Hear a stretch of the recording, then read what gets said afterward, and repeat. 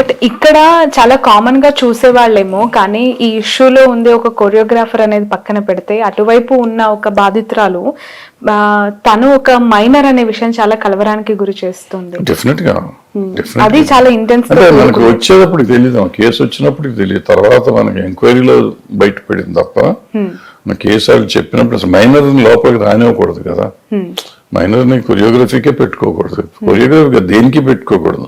దీనికన్నా పెట్టుకుంటే parents consent తీసుకుని పేరెంట్స్ సమక్షంలో చేయాలి. మనం చైల్డ్ ఆర్టిస్ట్ గా మనం వాడాం అనుకోండి, ఆర్టిస్ట్ గా రావచ్చు, వేరే లేబర్ అట్టకు చేయనివ్వం. సినిమాలు కాబట్టి సినిమా ఆర్టిస్ట్ గా రానివచ్చు, సినిమా డాన్సర్ అయితే పిల్లలు డాన్సర్లు కావాలనుకుంటే పిల్లల్ని తీసుకోవచ్చు. సో అటువంటివి చేసినప్పుడు ఏంటంటే తల్లిలో తను ఎవరో పక్కన ఉండాలి కంపల్సరీగా, అది రూల్. అది అంటే కొరియోగ్రాఫర్స్ కి కొరియోగ్రఫీలోకి అసలు తీసుకునే కూడదు నా ఉద్దేశం. ఏజ్ క్రైటీరియా చాలా మ్యాండేటరీ. డెఫినెట్ గా మేజర్ అవ్వకుండా ఎట్లా తీసుకుంటారు, ఎందుకంటే వాళ్ళు ఎక్కడ పడితే అక్కడ షూటింగ్లు ఉంటాయి, పేరెంట్స్ ని తీసుకెళ్ళడానికి అవకాశం ఉండదు. సో వాళ్ళు ఎంతో కొంత మెచ్యూరిటీ ఉన్న మనుషులు ఉండాలి కదా. చిన్నపిల్లల్ని మైనర్లను పంపించకూడదు.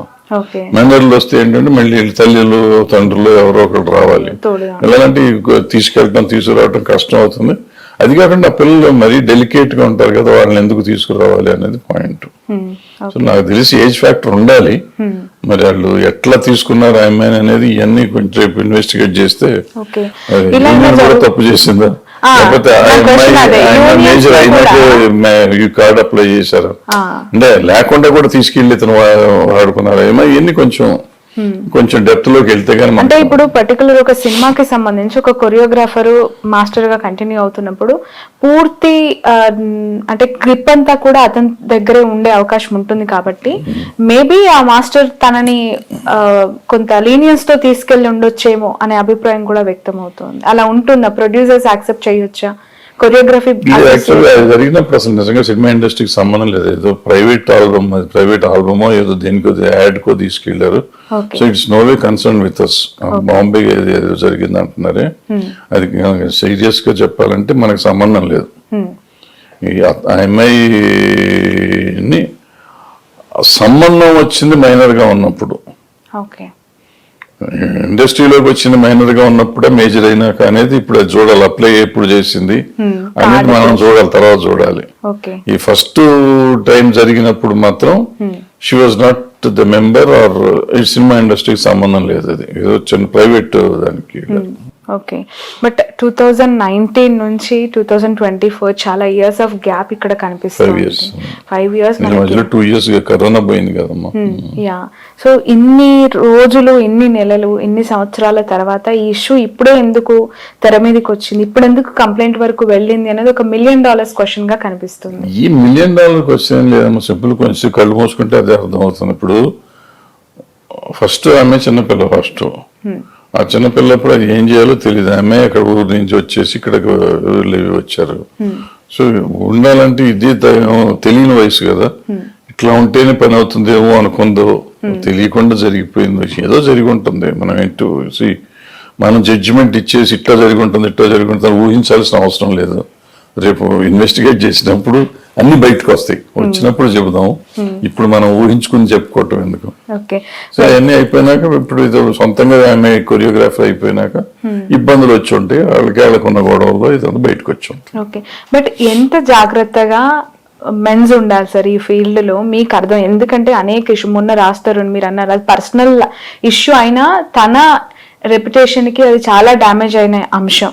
ఇక్కడ ఈ కొరియోగ్రాఫర్ కి సంబంధించి చాలా స్టార్ స్టేటస్ ఉన్న ఒక కొరియోగ్రాఫర్ ఇలాంటి మచ్చలు, ఇలాంటి మరకలు అండు పెట్టుకుని వాళ్ళ ప్రొఫెషన్ పైన చాలా ఇంపాక్ట్ చూపించే అవకాశం ఉంటుంది. డెఫినెట్ గా చూపిస్తుంది. అంటే ఇప్పుడు ఏమో రేపు అతను క్లీన్ గా వస్తాడేమో, లేదా అతనికి ఎలిగేషన్స్ ఉంటే మాత్రం అసలు ఉండడు కదా.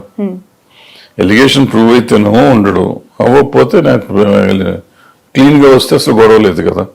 సో ఏదైనా జరగవచ్చు కదా, ఏం జరుగుతుందో మనకు తెలియకుండా మనం ముందు నుంచి ఏం జరుగుతుంది అనేది. ఓకే సార్, ఇండస్ట్రీలో ఎన్నో సినిమాలకి కొరియోగ్రాఫర్ చేసిన వ్యక్తి తను, బాధిత మహిళ. ఇండస్ట్రీ ఎవరికి సపోర్ట్ చేస్తుంది, నిష్పక్షపాతంగా ఎవరి వైపు నిలబడుతుంది అనే ప్రశ్నకు సమాధానం? ఎప్పుడైనా విక్టిమ్ కి సింపతి ఉంటుందమ్మా, బట్ ఒకళ్ళు సెలబ్రిటీ అయినప్పుడు సెలబ్రిటీకి ఉండే సాఫ్ట్ కార్నర్ ఉంటుంది, సెలబ్రిటీ కొంతమంది సపోర్ట్ చేస్తారు, ఇది ఎక్కడైనా ఉండేదే కదా. ఇప్పుడు నా మీద ఏదైనా కేసు ఉంది, నన్ను సపోర్ట్ చేసేవాడు నన్ను సపోర్ట్ చేస్తారు, నా మీద కేసు పెట్టినోడు ఉంటాడు కదా, కేసు పెట్టినోడు నేనంటే అగైనెస్ట్గా. ఇప్పుడు అందరూ మీరు మంచోడు అంటున్నారండి, మీకేంటండి అంటే మనం ఏం చెప్తాం. సో ప్రతి వాళ్ళకి శత్రువులు ఉంటారు, ప్రతి వాళ్ళకి మిత్రులు ఉంటారు. ఓకే, బట్ అవి రాను రాను నీరు గారిపోతాయి, మళ్ళీ కడిగిన ముత్యం లాగా ఆ సదరు స్టార్ స్టేటస్ అనుభవించే వాళ్ళే వస్తారు. ఇండస్ట్రీలో లాస్ట్ కి జరిగేది ఇదే అనే కమెంట్ పైన. ఈ ఇండస్ట్రీలో అని మీరు అంటున్నారు, ఇప్పుడు మనం 75 సంవత్సరాలు వచ్చాయి, మనకి స్వతంత్రం వచ్చి 76 సంవత్సరాలు అయింది. 76 సంవత్సరాల్లో మనకి కరప్షన్ కేసులు ఉన్నాయి, ఎన్ని వేల కేసులు వచ్చినాయి దేశంలో, ఎంతమందికి శిక్ష పడింది? లాలూ ప్రసాద్ యాదవ్కి, జయలలిత గారికి, ఇంకా 2-3 అట్లా అయ్యింది, మిగిలిన వాళ్ళంతా బయటికి ఉన్నారు కదా. అంటే ఎట్లా మద్దతు చేసిన వాళ్ళు.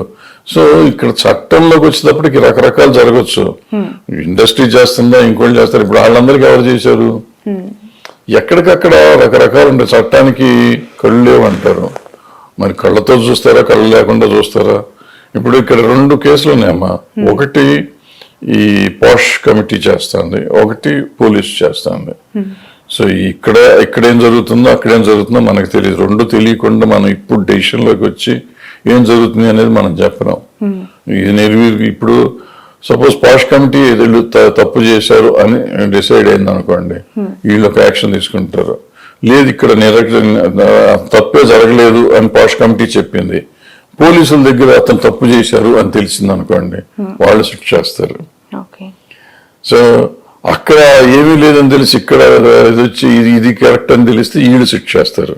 2 ఒకటే అనుకుంటే ఇంకొంచెం శిక్ష కాళ్ళు వేయచ్చు, వీళ్ళు వేస్తారు. ఓకే, బట్ సార్ గతంలో ఎప్పుడు కూడా ఎన్నో ఆరోపణలు, ఎన్నో అలిగేషన్స్, లైక్ శ్రీరెడ్డి మొదలుకొని ఇప్పటి వరకు కూడా ఈ కొరియోగ్రాఫర్ ఇష్యూ వరకు కూడా వందలాది ఆరోపణలు వచ్చాయి ఇండస్ట్రీలో. బట్ ఏ రోజు కూడా ఒక ఝాన్సీ గారు, ప్రగతి గారు, లేదంటే అడ్వకేట్ పావని, ఇట్లా తమ్మారెడ్డి గారు ప్రెస్ మీట్ పెట్టి ఫిలిం ఛాంబర్ లో మాట్లాడిన దాఖలాలు, ఇలాంటి ఒక లైంగిక వేధింపుల కమిటీ, ఒక టీం ఉంది, ఒక వింగ్ ఉంది, ఇది పనిచేస్తుంది, బాధిత మహిళలు ఎవరైనా ఉంటే వచ్చి వాళ్ళు కంప్లైంట్ చెయ్యొచ్చు అనే విషయం చాలా మందికి తెలియదు అనేది చాలా ఆశ్చర్యకరంగా ఉంది. మనం తెలుసుకుందాం అనుకుంటే తెలుసుకుంటారమ్మా, తెలుసుకోవద్దు అనుకుంటే తెలుసుకోరు. ఇప్పుడు నేను చెప్తున్నాను 2013లోనే ఫామ్ డే కమిటీ, నేను జయసూర్ గారు మేమందరం కమిటీ ఫామ్ చేసాం. అప్పట్లో చేసి చాలా కాలం రన్ చేసాం. ఆసరా అని ఒక ఆర్గనైజేషన్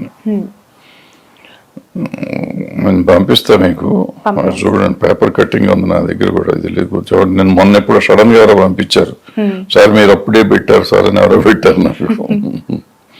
సో అది అంటే మేము చేస్తున్నాం. ఇది కూడా 2018. ఇప్పుడు మీరు ఛాంబర్కి వెళ్తే ఇవాళ నేను చూసా, నేనే అంటించాను, అది తీసేసా, చించేసాను, ఇంక అక్కడే ఉంది పోస్టర్. సో మనం పలానా అడ్రస్ కాంటాక్ట్ చేయండి అని చెప్పాం. కింద రెడ్ బాక్స్ ఉంటుంది, మీరు ఎప్పుడన్నా వెళ్తే ఛాంబర్ ముందు వెళ్తే బయట ఉంటుంది, దాంట్లో కంప్లైంట్ ఇవ్వచ్చు. ఎవరైనా ఎనానిమస్ గా కంప్లైంట్ ఇవ్వచ్చు. మనకి మెయిల్ ఐడి ఇచ్చాం, మెయిల్ ఐడిలో పెడితే కూడా ఎనానిమస్ గా పెడతాం, పేరు చెప్పకుండా.